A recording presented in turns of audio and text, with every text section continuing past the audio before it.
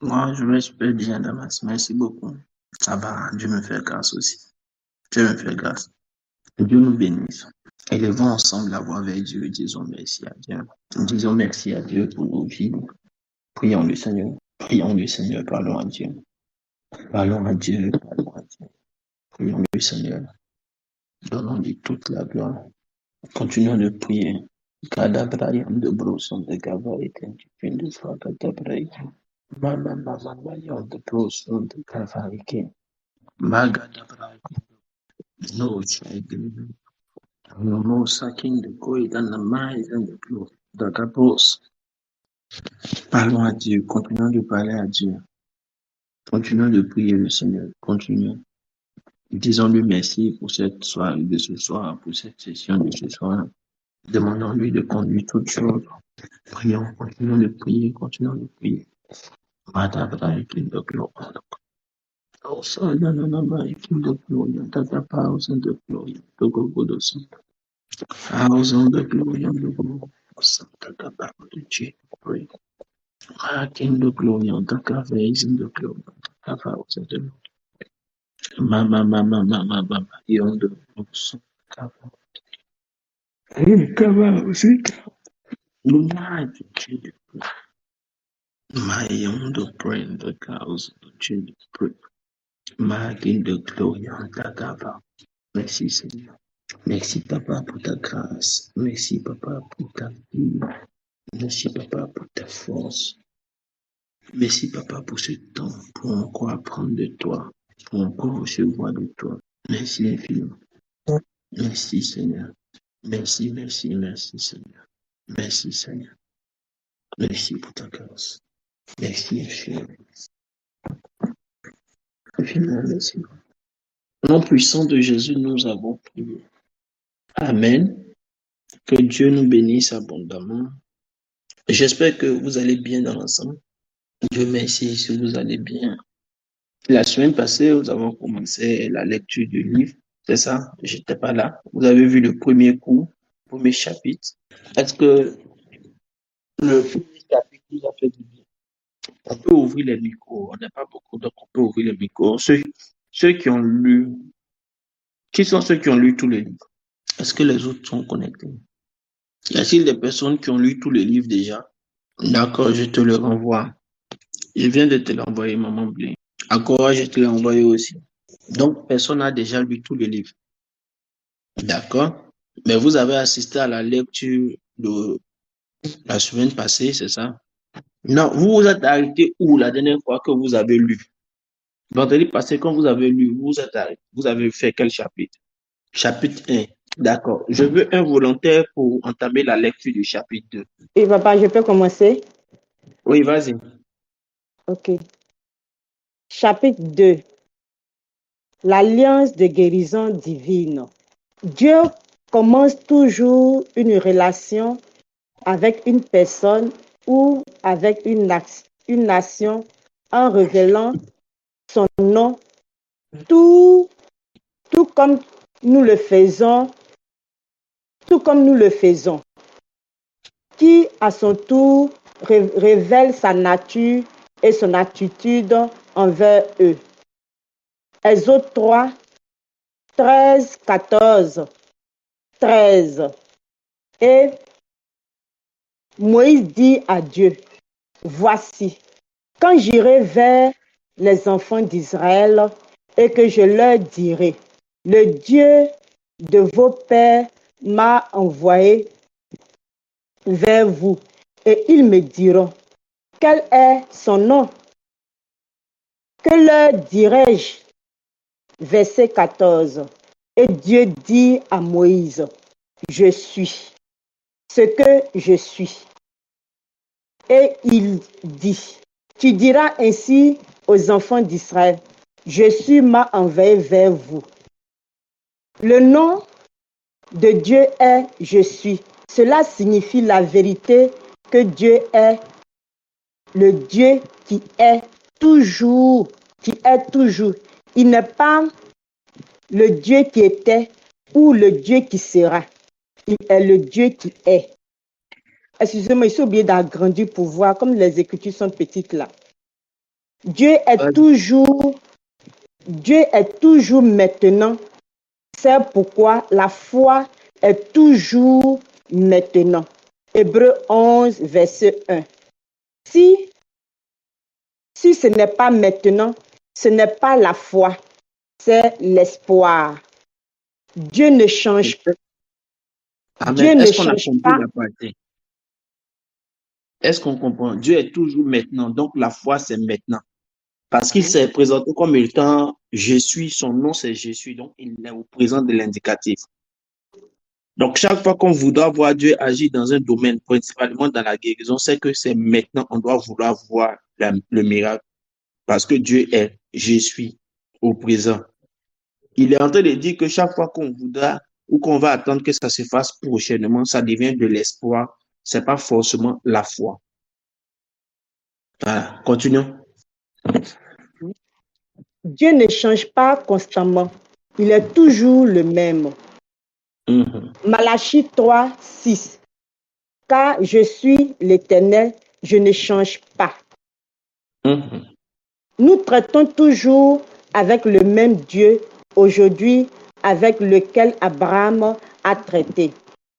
Il n'y a pas eu de changement d'équipe. Vous ne traiterez pas avec un employeur, mais vous ne traiterez pas avec un employé, mais avec le propriétaire. Amen. D'accord, on va continuer. Madame Brou, comment vous allez? Que Dieu vous bénisse. Madame Koné, Dieu te bénisse. Est-ce que vous avez le livre? Nous sommes en train de lire le livre sur la guérison divine. Nous sommes au chapitre 2. Si vous ne l'avez pas, Pasteur Ruth peut vous l'envoyer maintenant pour que vous nous suiviez dans la lecture. Est-ce que vous l'aviez? L'a pas aussi? Madame Brou l'a pas aussi. Ok. Pasteur Ruth, envoie le livre maintenant, ou bien présent d'aller, envoyez le livre maintenant sur la plateforme où ils ont répondu, envoyez ça là pour qu'ils puissent l'ouvrir. D'accord. On vous l'envoie maintenant sur la plateforme.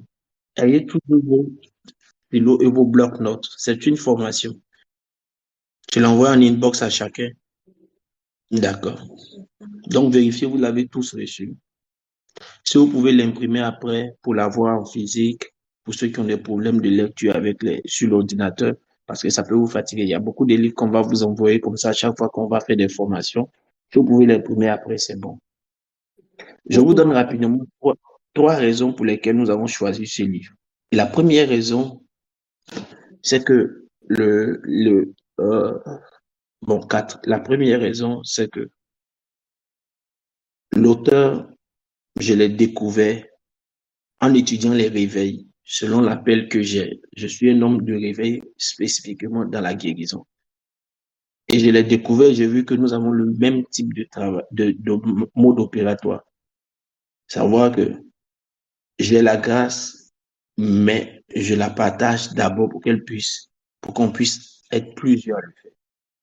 Et lui, il a le même type opératoire. La deuxième chose, c'est comment il a fait. Il a fait ce qu'on appelle les chambres de guérison. C'est-à-dire, il a formé, comme je suis en train de faire, et il a établi des gens pour le faire.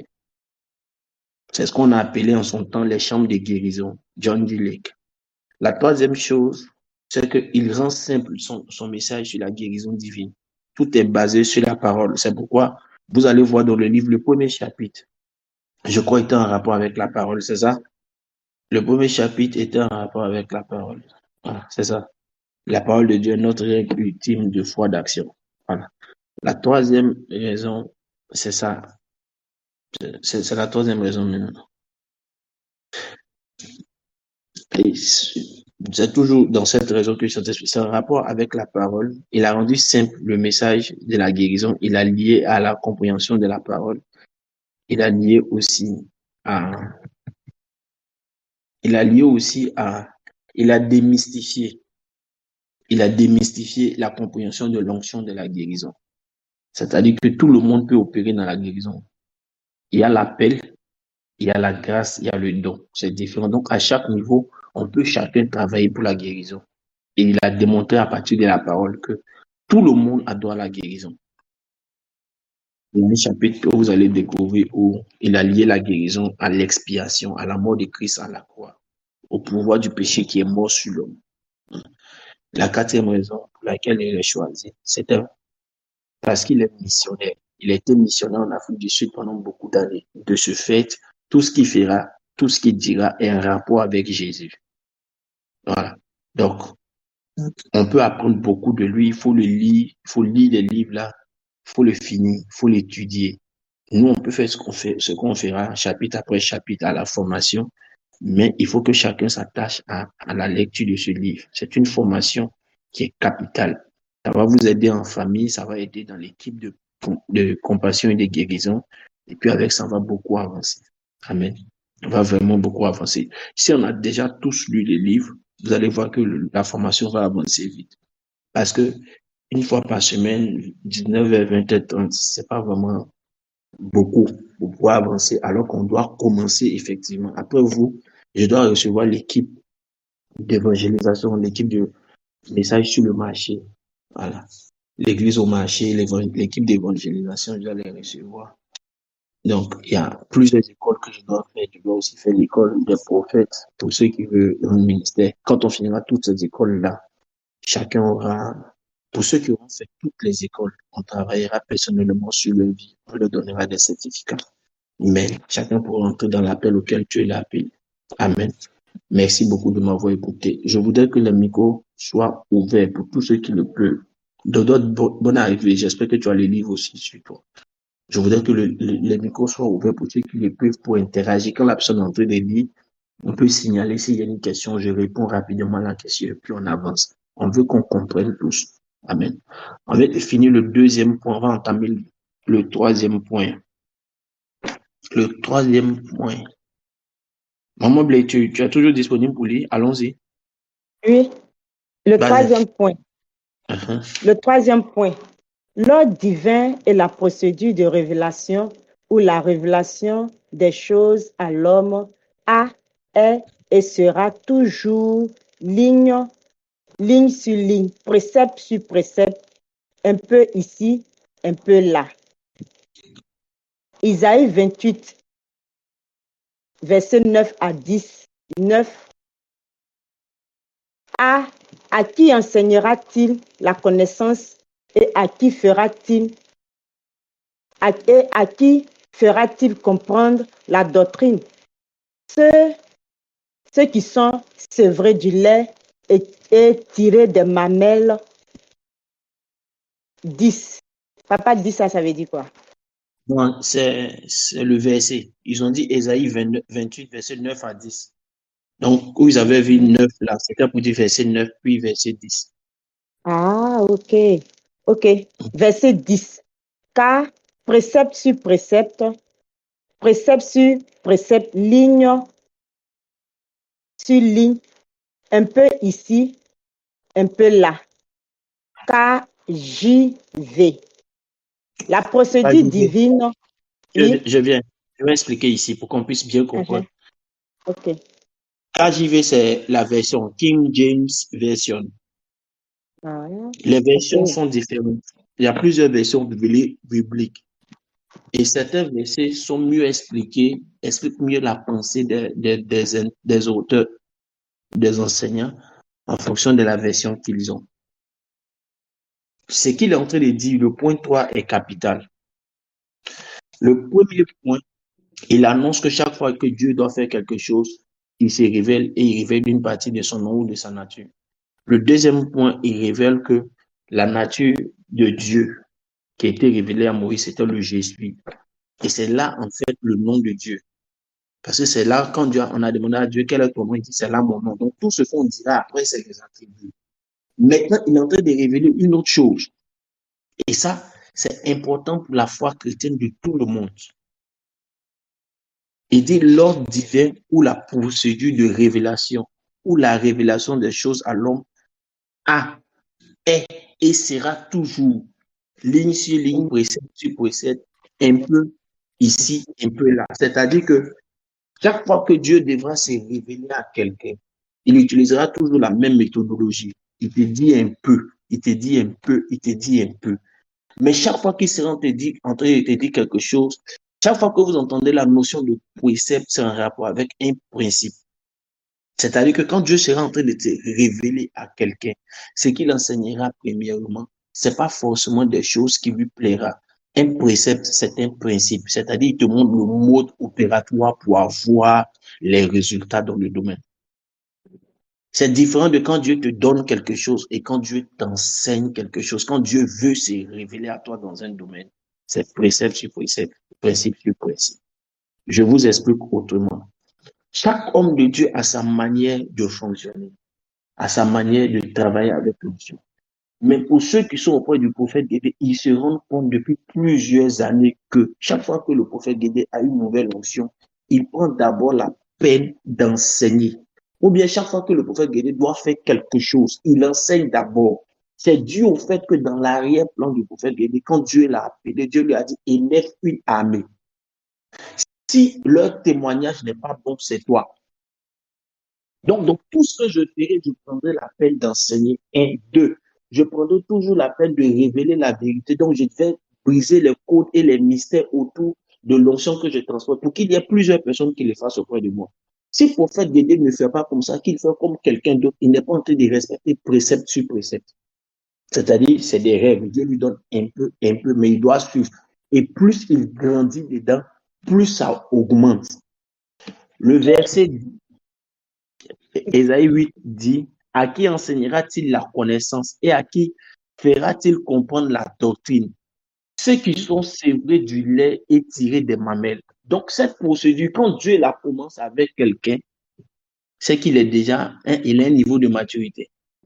Donc, si Dieu ne t'enseigne pas à des principes et que chaque fois que tu fais quelque chose, tu le fais comme tu veux et qu'il n'y a pas de règles et de pression sur toi, c'est que tu es encore au mamelles. C'est pourquoi j'ai voulu vous expliquer.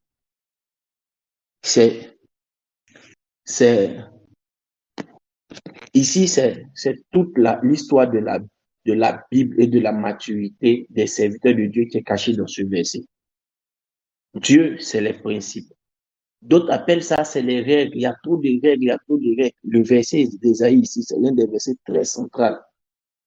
Il dit, à qui il va enseigner la connaissance ou bien à qui il va enseigner la doctrine. À qui il va faire comprendre la doctrine. La doctrine, c'est la base de toute chose. C'est l'ossature de toute chose. Il dit, c'est à ceux qui ne sont plus à la mamelle.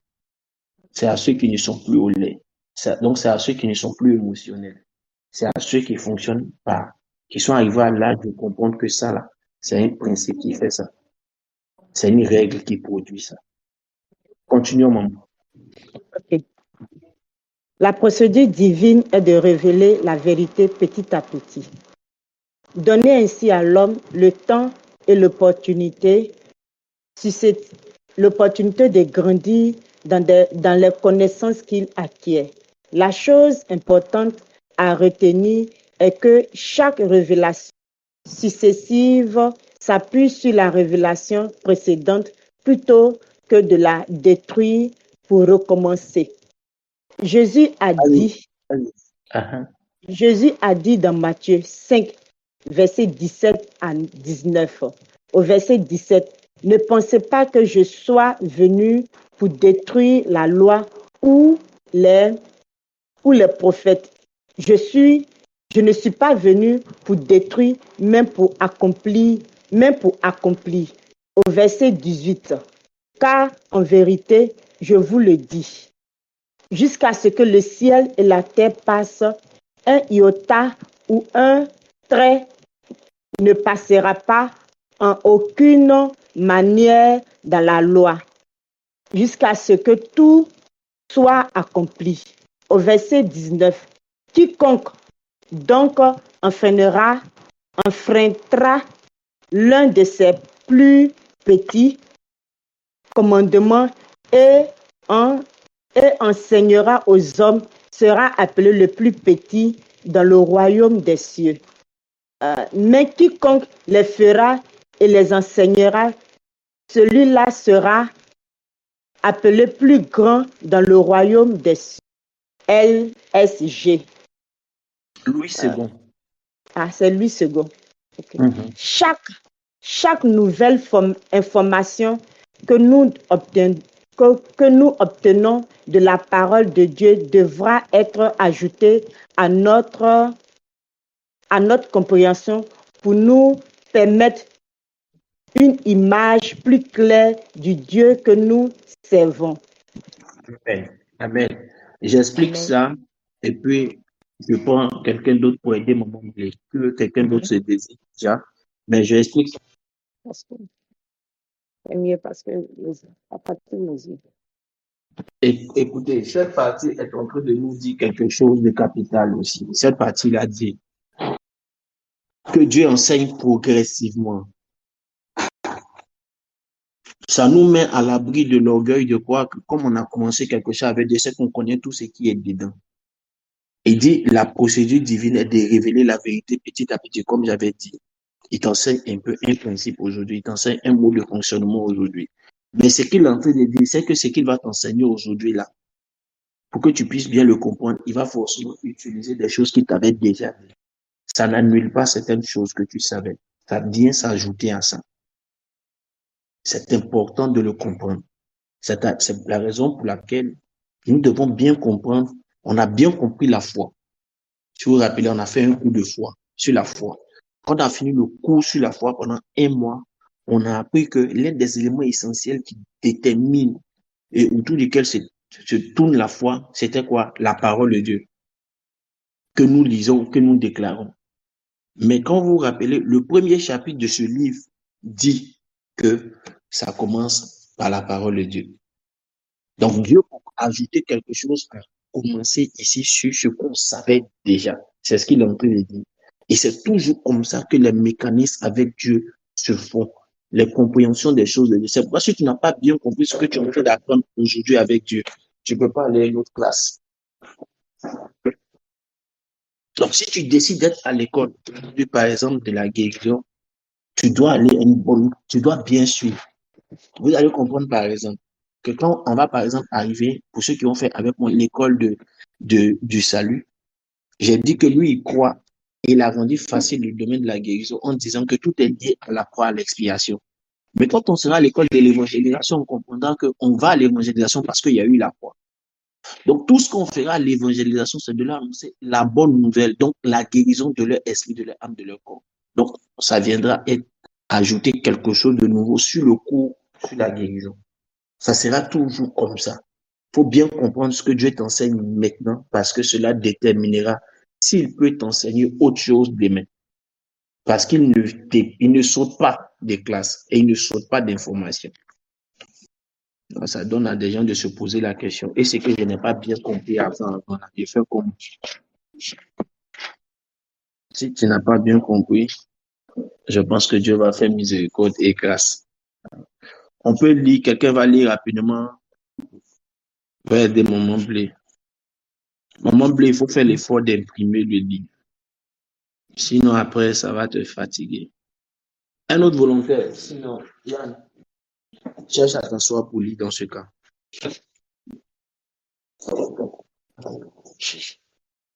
Ok, bon, quelqu'un pour lire rapidement. Je ne pourrais pas commenter. Allô? Allons sur 7 points à partir Oui, du Daddy. point 14. À partir du verset 19, je pense que ça a été. Non, à partir du point 4. Ah, d'accord, à partir du point 4. La première révélation que nous avons est que, quel que soit Dieu, il est toujours. Rappelez-vous que dans la Bible, les noms signifiaient toujours quelque chose.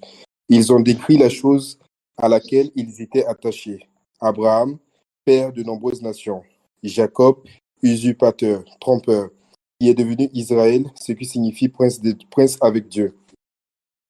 Lorsque Dieu vous donne le nom par lequel il désire être appelé par vous, il nous dit, il veut être pour nous. Il nous dit qui il veut être pour nous. Les érudits de la Bible disent que Dieu a donné à l'homme une série de ce qu'on appelle l'alliance ou rédemptrice. Est-ce qu'on Non, pardon. C'est ça. on peut avancer? Ah, ici, il n'y a pas quelque chose de particulier. Ici, il n'y a pas quelque chose de particulier. Ouais, toute première révélation est fondamentale. Amen.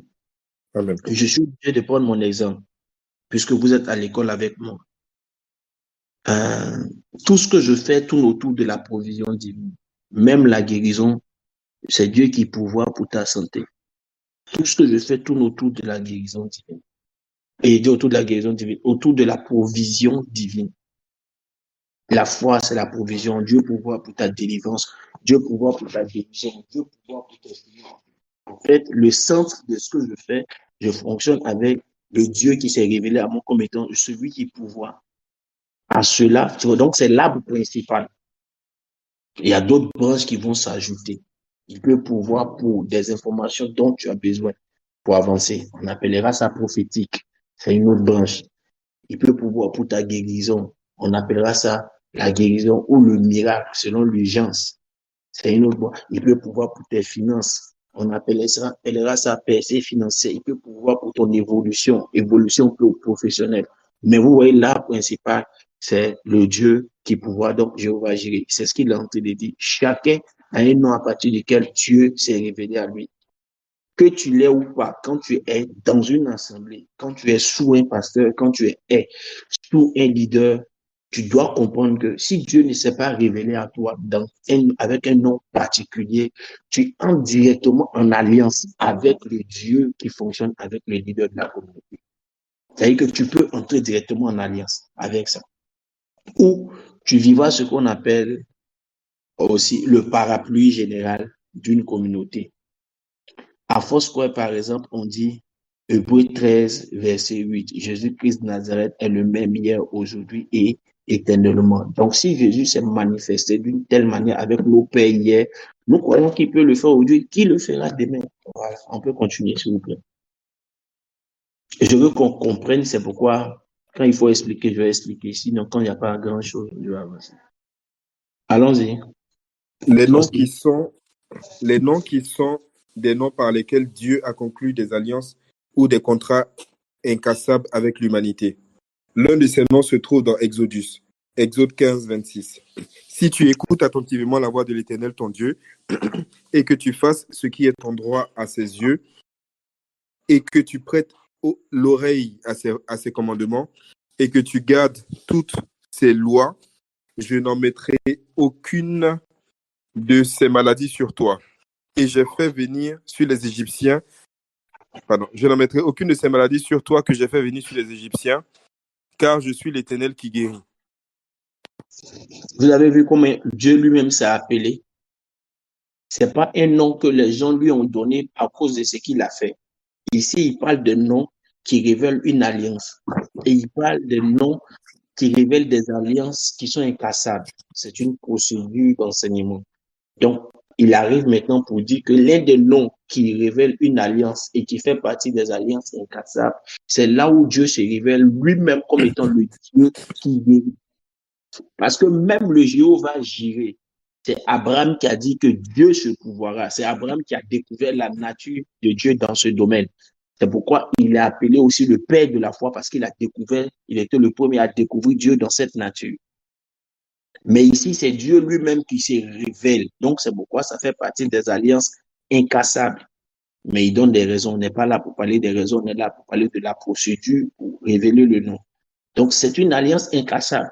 Chaque siècle, chaque époque, chaque période dans laquelle l'humanité existera, il existera toujours un Dieu qui désire guérir quelqu'un qui souffre. Quelqu'un dit Amen à cette parole. Je veux Amen. entendre ton Amen. Chaque siècle, chaque période, chaque endroit, chaque nation, peu importe le niveau de péché qui existe dans la nation, il existera toujours un Dieu qui est prêt à guérir. S'il trouve pour eux des gens qui se répandent, s'il trouve parmi eux des gens qui se répandent, ou s'il trouve pour eux des gens qui sont prêts à payer le fardeau de leur guérison. Et c'est alors que Dieu nous suscite, nous. Tu peux encore dire Amen à ça. Sosten continue, sinon je risque de commencer à prêcher. Amen. Lorsque ce verset est lu dans l'hébreu original, la dernière partie du verset qui se lit « Car je suis l'Éternel qui te guérit » est en fait un nom, Jéhovah Rapha. Une fois que Dieu établit le nom Jéhovah Rapha comme un nom qui s'appliquait à lui, il a révélé à l'homme qui est un Dieu qui sera à jamais le guérisseur de l'homme si l'homme remplit les conditions fixées par Dieu. Ce que je disais tout à l'heure. Continuons. Les conditions de Jéhovah Rapha. Si tu écoutes diligemment la voix du Seigneur ton Dieu et feras et fera ce qui est droit à ses yeux, et prêta l'oreille à ses commandements, et observer toutes ses lois. Les bénédictions de Jéhovah Rapha.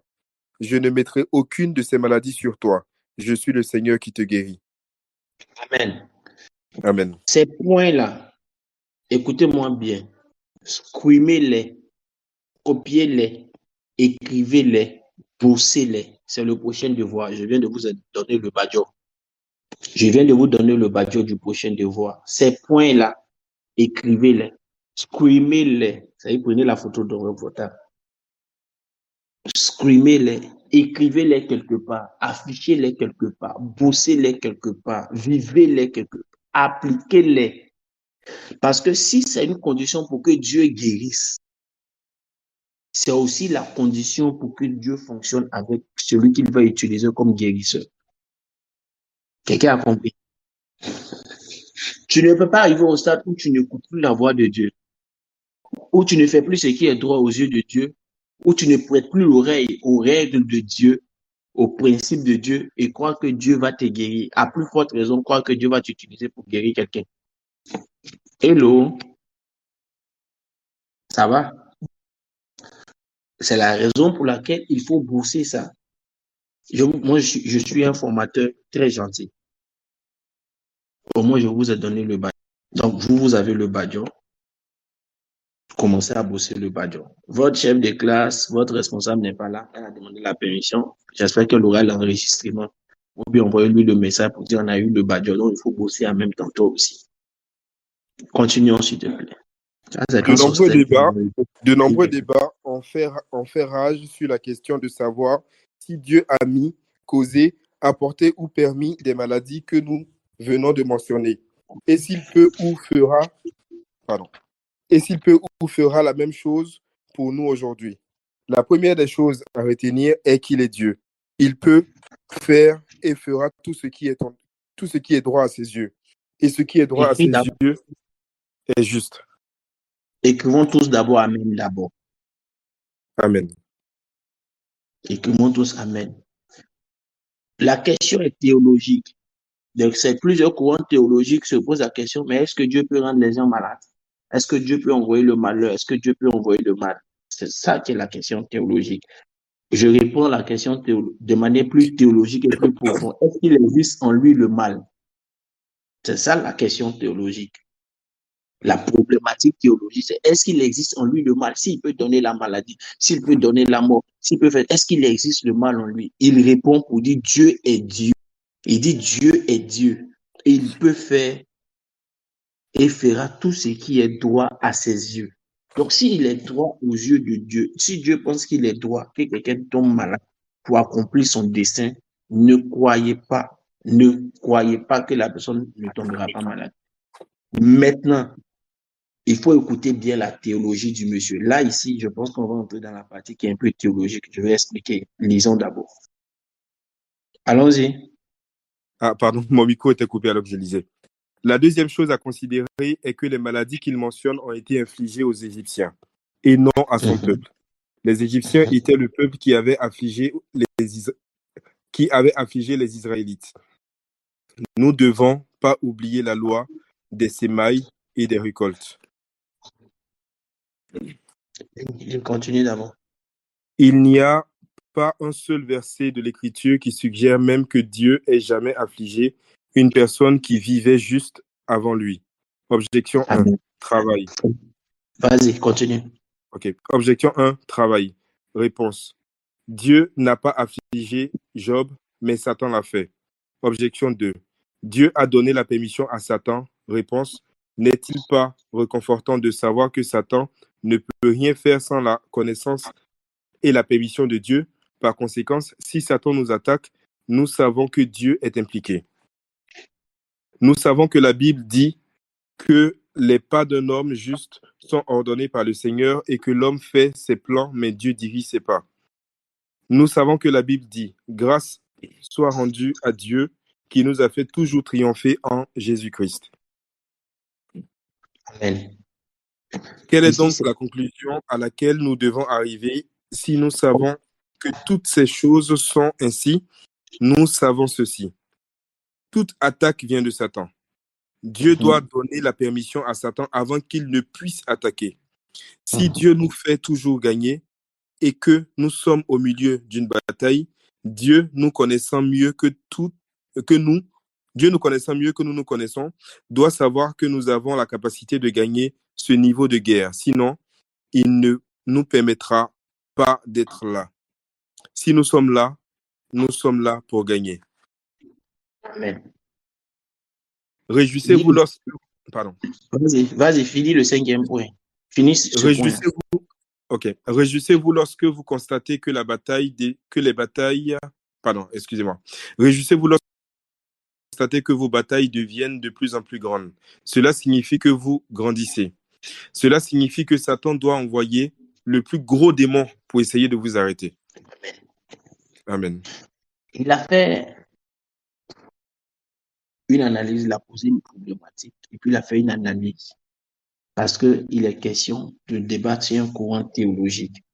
Donc, il est parti d'un postulat qu'il a donné. Il a soutenu son point de vue, que Dieu est Dieu, donc il peut faire et il fera toujours comme il le veut. Maintenant, il a présenté les conditions dans lesquelles Dieu peut le faire. Pour ne pas qu'un autre courant théologique vienne dire que tu es donc en train d'affirmer qu'il existe le mal en Dieu. Il a dit qu'en fait, Dieu ne travaille dans cette dimension que par personne interposée.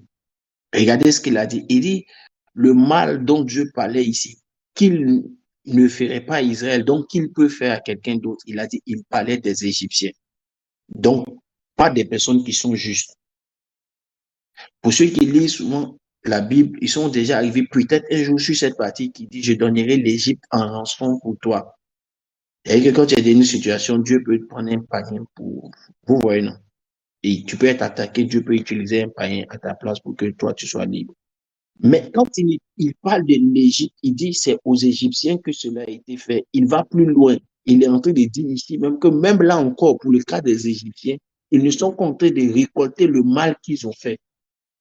Comme pour dire qu'il y a des choses qui nous arrivent, qu'on peut dire c'est Dieu. Et effectivement, on a raison de dire c'est Dieu, mais c'est pas Dieu qui a envoyé. Dieu n'a fait que le cacher dans la loi de ce que tu sèmes, tu moissonnes.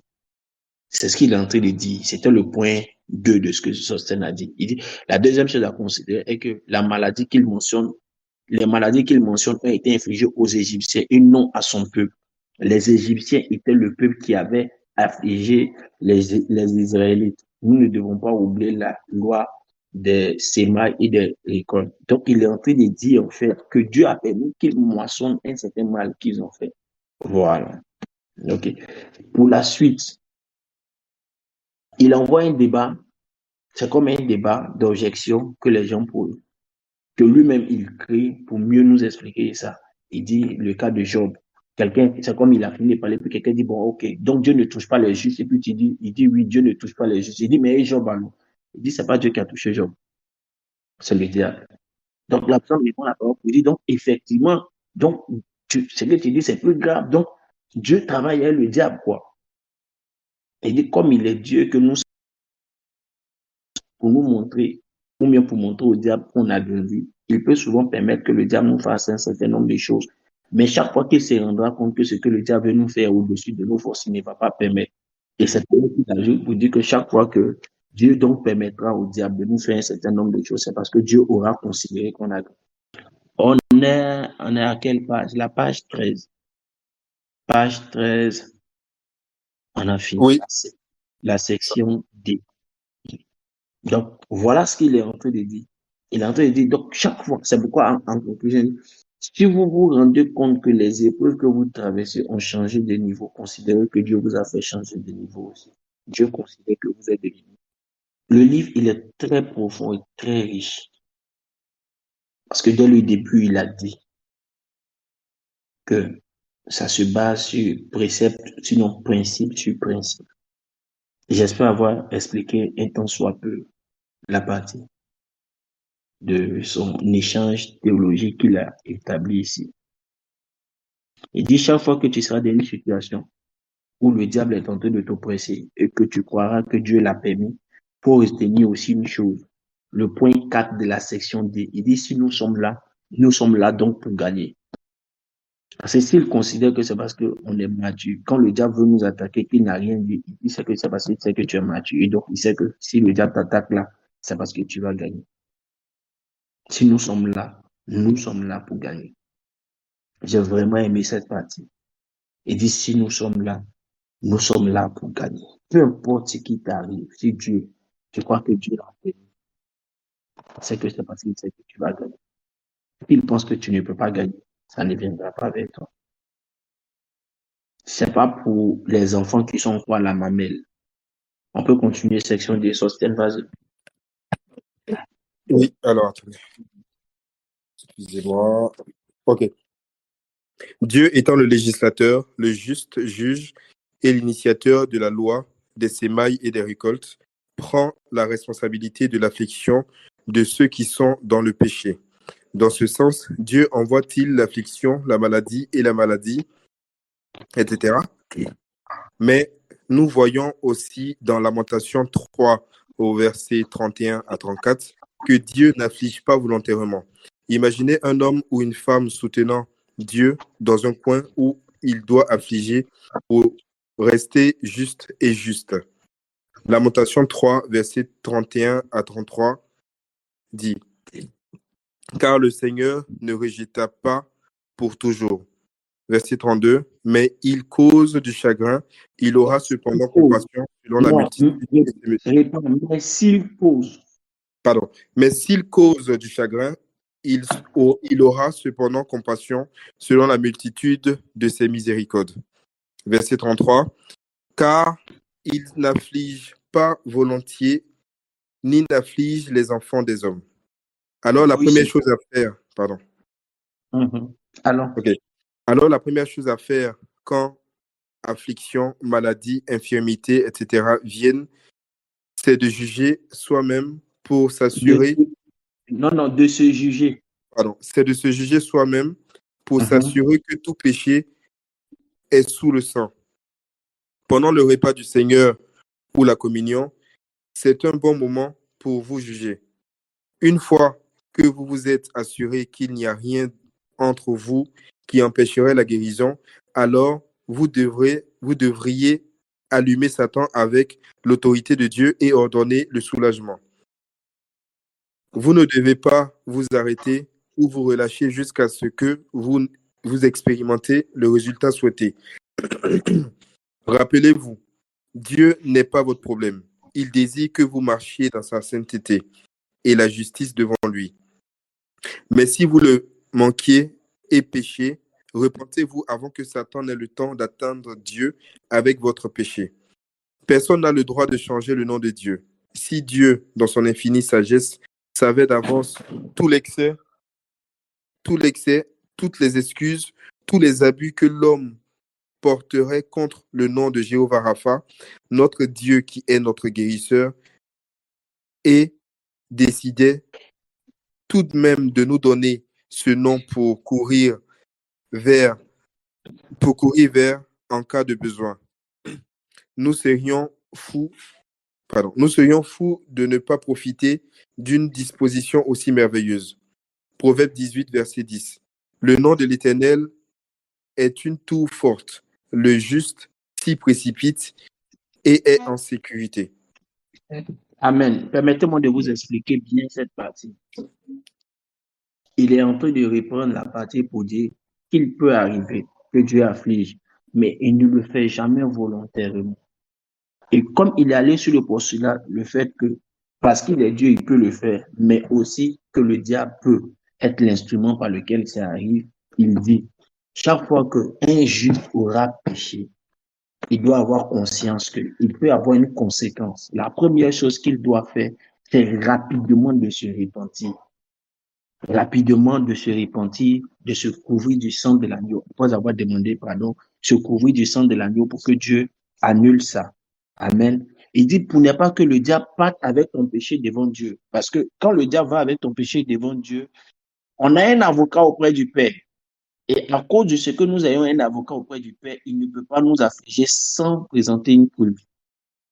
Alors que quand tu as demandé pardon et que le sang de Dieu, le sang de l'agneau t'a lavé, la faute est effacée, donc il n'y a plus de preuve. Tu vois, non? Donc, c'est ce qu'il est en train de dire. Maintenant, il dit, Dieu avait conscience que cela pouvait arriver. C'est pourquoi, comme on ne peut pas changer son nom, il s'est très tôt présenté comme étant celui qui nous guérit. Et il va faire sortir un verset qui est aussi fondamental dans le livre de Proverbes, c'est la révélation des noms de Dieu et le nom de Dieu. Il dit, le nom de l'Éternel est une tour forte. Et tout juste doit se réfugier dans le nom de l'Éternel. Donc, chaque fois qu'il y aura une situation, tu demandes rapidement pardon à Dieu et puis tu vas te cacher sous son nom. Et quel est son nom? C'est Jésus qui guérit. Donc, quand on a affaire à quelqu'un qui est malade, il faut toujours l'amener d'abord à la repentance pour se rassurer. Demandons son pardon à Dieu. Vous avez pu voir dans les miracles du Seigneur Jésus, on fera l'exercice. Alors, dans les miracles du Seigneur Jésus, bien souvent, avant de prier pour quelqu'un, il ne déclare pas que tu es guéri, il dit tes péchés te sont pardonnés. Ou bien il finit de prier, la personne est guérie, puis il dit va ne pêche plus. Comme pour dire que la maladie, en fait, que je viens de guérir, est juste la conséquence d'un péché. Il est en train de dire ici que bon nombre de maladies auxquelles on a affaire sont juste la conséquence du péché. On peut continuer. On a presque fini, mais l'heure aussi est presque arrivée. Ah, Dans le verset suivant, vous remarquerez que l'une des conditions de longue vie, de salut, de délivrance et de prière exaucée est que nous connaissions son nom. Psaume 91, versets 14 à 16. Parce qu'il a mis son amour sur moi, je le délivrerai donc, et je le placerai en haut, parce qu'il a connu mon nom. Il m'invoquera, et je lui répondrai. Je serai avec lui dans la détresse, je le délivrerai, je l'honorerai. Avec une longue vie, je le satisferai et je lui montrerai mon salut. En tant que participant à une alliance de guérison avec de grands guérisseurs, nous devrions aller au-delà de tomber malade et de se rétablir. De tomber malade et de se rétablir encore et encore.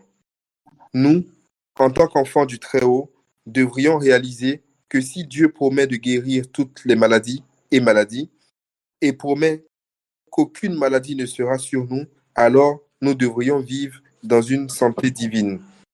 Une santé constante et durable qui découle de notre relation avec Dieu. Une santé qui est la vie même de Dieu coulant à travers nos corps, nous vivifiant et nous rendant vivants au degré le plus extrême. Dieu coulant au travers de nos corps, Comment pouvons-nous attendre à rester malades ou malades tout en remplissant l'exigence fondamentale d'être un croyant qui est d'imposer les mains aux malades et de les voir guérir? Marc 16, versets 15 à 20. L'homme ne peut donner que ce qu'il a reçu de Dieu. S'il doit représenter la vie éternelle, il doit au moins montrer une vie temporelle saine. Cela ne veut pas dire que si une personne est malade, elle n'est pas chrétienne. Cela signifie simplement qu'elle n'a pas connu son nom, comme elle n'est pas en mesure de participer à la bénédiction qui a coûté si cher à obtenir pour Jésus, pourtant si librement offert. Participer à l'alliance de guérison divine aujourd'hui en faisant alliance avec Dieu que, comme Jésus est mort pour nous, vous vivriez pleinement pour lui. Amen. L'auteur ici, le missionnaire John G. Lake, a fait un gros pas dans un développement théologique encore pour parler de la nature du péché ayant été abolie. Parce qu'il a dit que la maladie venait du péché.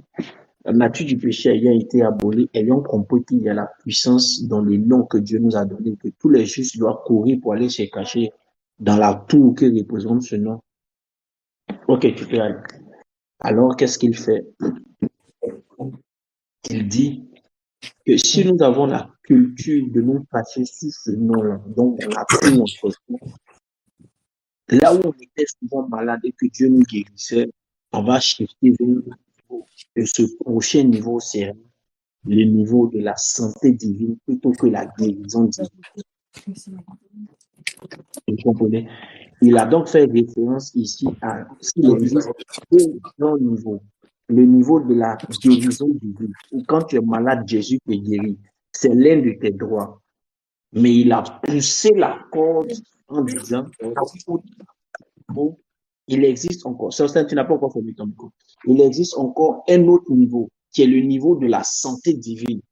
Et il espère voir tout ce que Dieu envoie imposer les mains entre dans ce niveau. Puisqu'il dit qu'un homme ne peut donner que ce qu'il a reçu, il nous appelle à grandir davantage dans la révélation du nom de Jésus, du Dieu qui guérit, pour pouvoir entrer nous-mêmes pleinement dans la vie de la santé divine. Quand nous entrons pleinement dans la vie de la santé divine, il est facile pour nous d'être beaucoup utilisés à un certain niveau dans la guérison divine des autres. Amen. Je vais dire quelque chose. Il y a des auteurs qui présentent des vérités et qui sont des vérités vraies. Mais quand ils les présentent avec leur position déjà à ce niveau. Donc, ça semble être soit une injure ou bien ça semble être quelque chose qui est en train de nous dire n'est pas encore converti. Non, tu es converti. Tu n'as pas encore atteint ce processus peut-être. C'est des classes de lumière et de révélation de la notion de la guérison divine.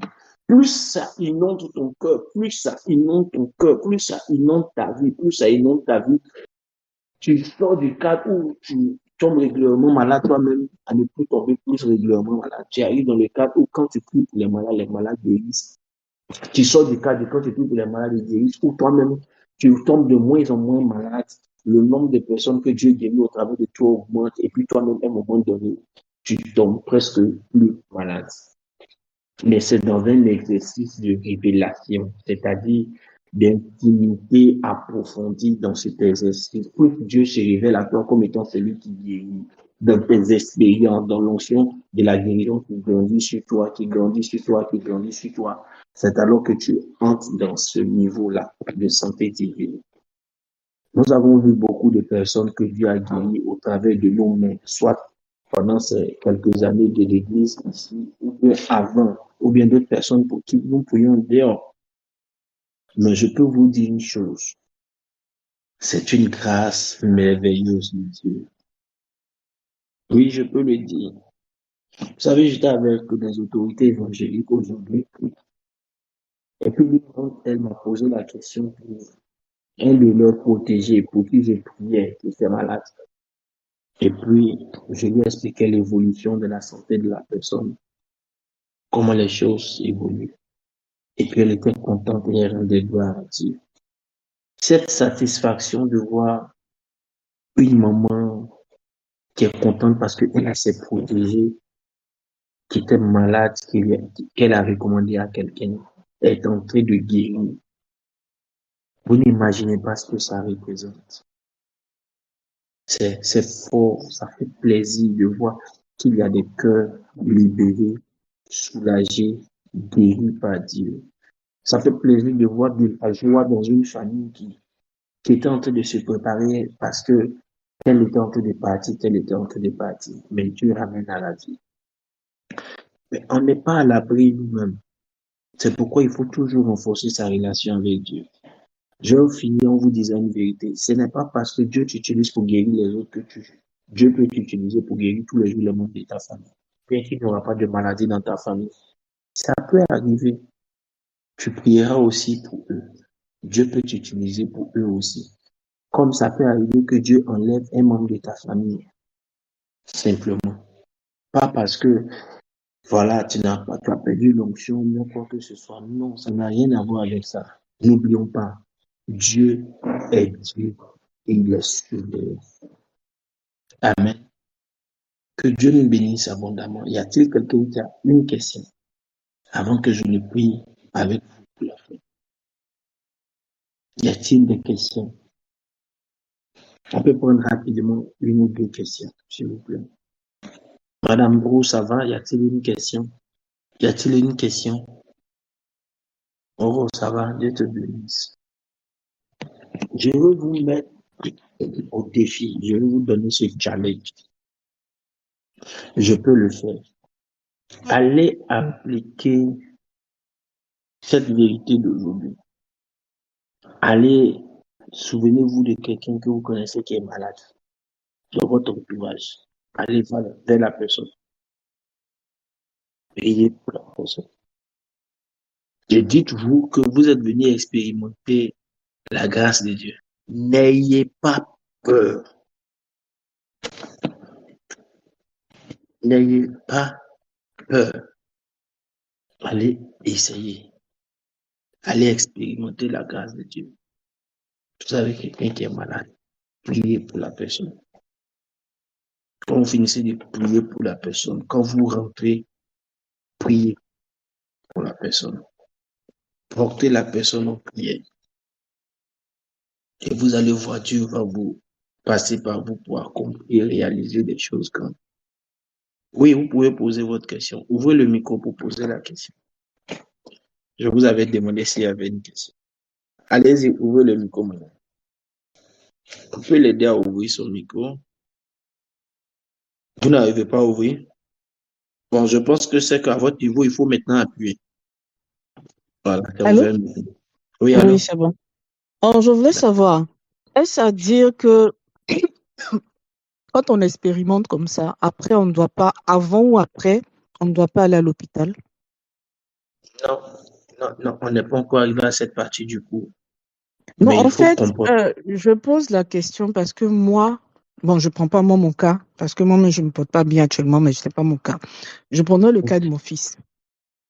Parce que j'ai mon fils qui se porte pas bien en même temps que moi, et j'ai même prévu de l'emmener demain à l'hôpital. Et quand vous aviez parlé d'aller expérimenter, c'est pour cela que j'ai demandé si je pouvais poser la question. Ok. Vous ne savez pas quelle maladie il a. Il se porte pas bien et là, il a plein de... Il se trouve qu'aujourd'hui, sa bouche est remplie de plaies. Quand je lui demande, il me dit qu'il se sent pas bien. Il dépérit. Donc, pour moi, à vue d'œil, je me suis dit que c'était le palu. Et aujourd'hui, il est rentré de l'école et j'ai constaté que sa bouche est remplie de plaies. Il dit qu'il n'arrive pas à manger. D'accord. Priez pour lui. Ok, Et puis, vous pouvez observer jusqu'à demain matin. d'accord. Et puis, vous pouvez l'envoyer à l'hôpital. Pourquoi je l'ai dit? Le niveau de foi est fonction du niveau de résultat que vous avez eu aussi.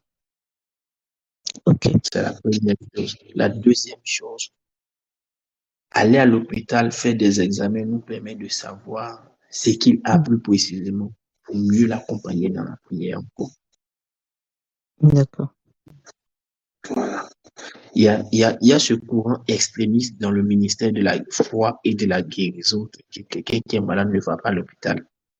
C'est leur mot de pensée. Je n'y adhère pas. Chaque fois que j'ai quelqu'un en face de moi qui est malade, je lui dis que disent les médecins. Le dernier cas de maladie que j'avais, je lui ai demandé que disent les médecins. Il a dit, on m'a donné une batterie d'examens.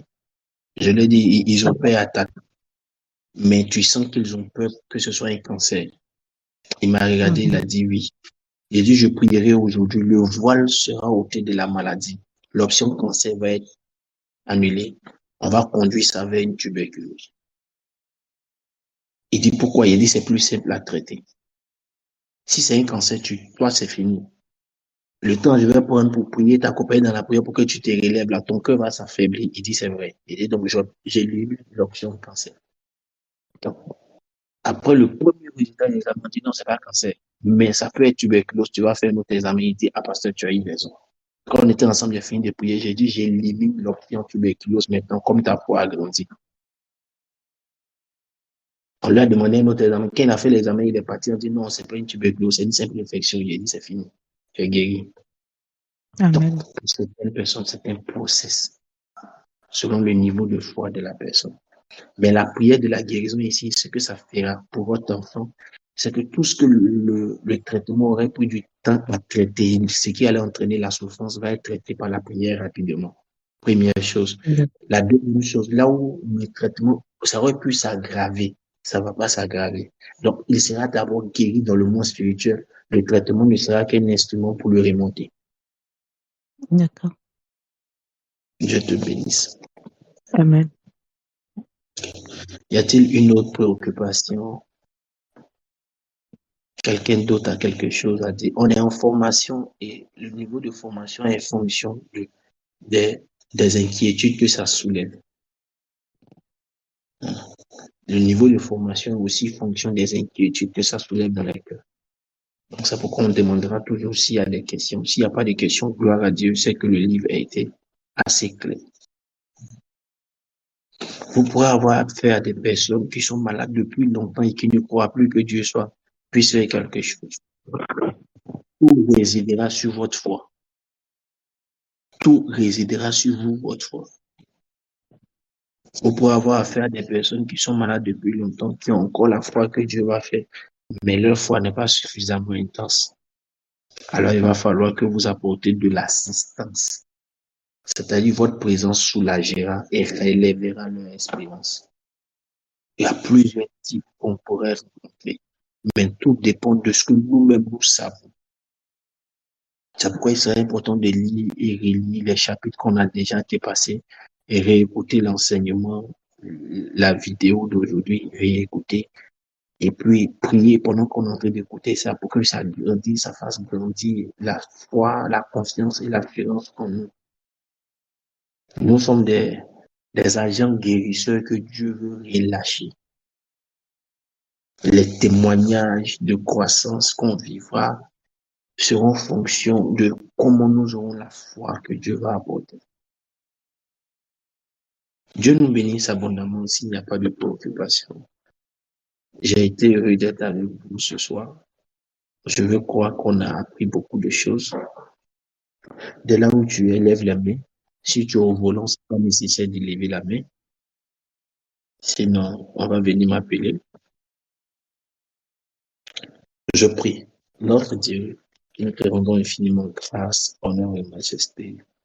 Et te disons merci pour la vie de chacun de nous. Papa, tu es bon. Tu as porté à notre cœur l'importance de l'école de la guérison. Et tu as dit, c'est le temps de lever l'armée des agents de compassion et de guérison. Nous te prions, notre Dieu, que tu agisses fortement, que tu agisses profondément, pour que notre foi soit enracinée sur ce que nous sommes en train de recevoir comme enseignement. Notre foi sera enracinée sur ta parole. Le nom de l'Éternel est une tour forte et les justes s'y réfugient. Nous prions pour habiter dans cette tour, pas simplement pour la visiter souvent, mais pour y habiter, afin que toutes les grâces qui découlent de notre passage dans cette tour soient notre quotidien.